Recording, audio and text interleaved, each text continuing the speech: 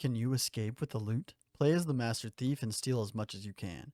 Burgle houses in order to obtain some sweet, sweet loot, but be careful, do not get caught. Welcome to episode 20 of the 5 T's of Stealth, where we will be discussing Mini Thief. Once again, the 5 T's include tasks, terrain, tools, threats, and tension.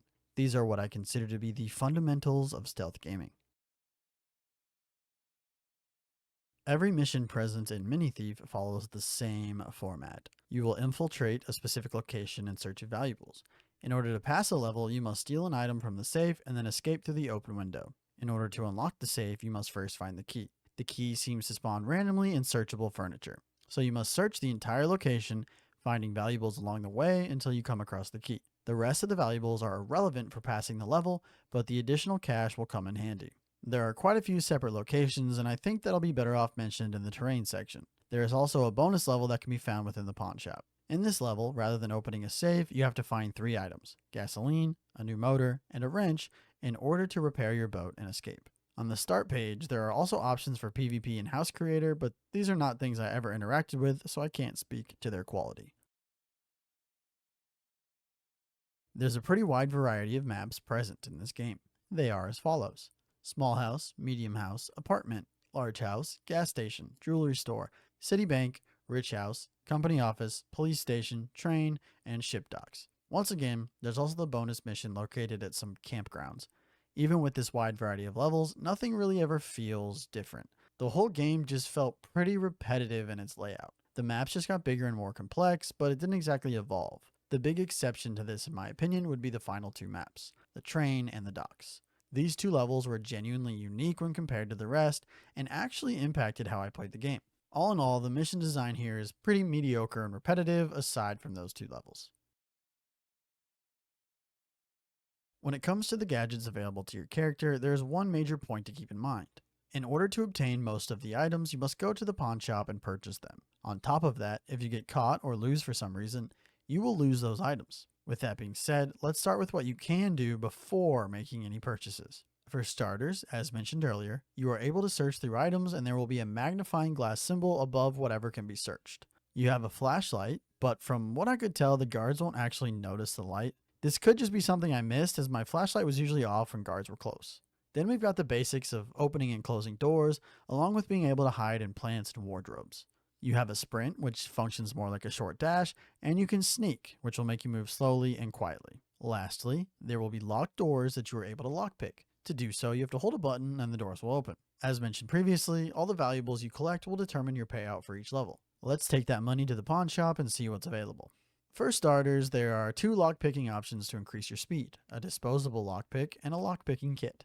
You can buy cable cutters, which can be used to cut the power or tripwires. Let's just list off the rest: a cardboard box that will keep you hidden from cameras, night vision goggles, firecrackers for a nice distraction, a decoy to throw off the guards, sneakers, which allow you to sneak quietly, a chew toy, which can distract dogs, and finally, you can buy insurance to temporarily save your items if you're caught. Present in Mini Thief will be what I consider to be your basic enemies. In this game, they come in the form of homeowners and police officers, which both function the same. They have a decent enough detection radius, and if they notice you, they will begin the chase, and the music will change, which is a nice touch. I believe they are faster than you if you don't dash, so you need to spam that and pray you get far enough away to slip into a bush or wardrobe.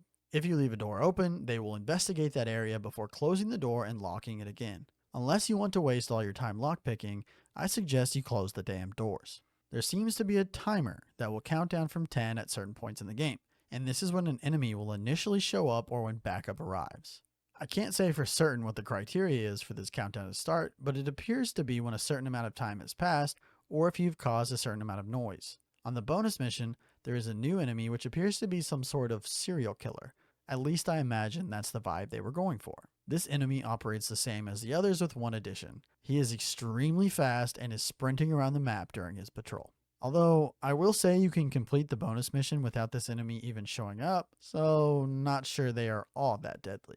Aside from the humans, we've got a variety of traps and even a dog, which I'm sure you assumed after learning of the chew toy. The dog appears to function similarly to humans, but detects you from further away, is much faster, and cannot capture you. The dog will just bark at you until help arrives, at least from my experience. I could be wrong. For real this time, let's talk the traps. Some objects that you walk past or into will shatter and create noise, giving away your location. The best example would be plants on a table that you knock over by getting too close. There could also be glass on the floor, which walking into will once more cause some noise. We've also got the standard cameras, which in this game will set off an alarm if they spot you, bringing all the cops to your location. Then, to finish it off, we've got tripwires, which will set off an alarm when you walk through them, and these floor traps that, when stepped on, will launch a net temporarily locking you in place. Aside from all the actual threats, there's also a few different bugs that thoroughly bothered me throughout. Sometimes when you enter a room and close the door behind you, when you attempt to leave the room again, the door is bugged and will not open, forcing a restart. Other times, guards will simply stop moving, which typically completely blocks off a route, and that route is typically where you have to go. This doesn't necessarily cause a restart, but you do have to set off an alarm to draw the guard away from that location and get them moving again, which is very counterintuitive for a stealth game. On some missions, when using the cable cutters to cut the tripwires, the symbol would go away indicating that the tripwire had been cut, but the red line was still visible, and sure enough, when I ran through it, the alarm still went off. Why buy an item if it doesn't work properly? Lastly, sometimes I just got stuck in the menus. I would attempt to press level select, pawn shop, or even the main menu, and the game would just repeatedly start on the same mission no matter how many times I forfeit trying to move on. These are pretty annoying, and if they had been more commonplace, I would certainly have quit the game.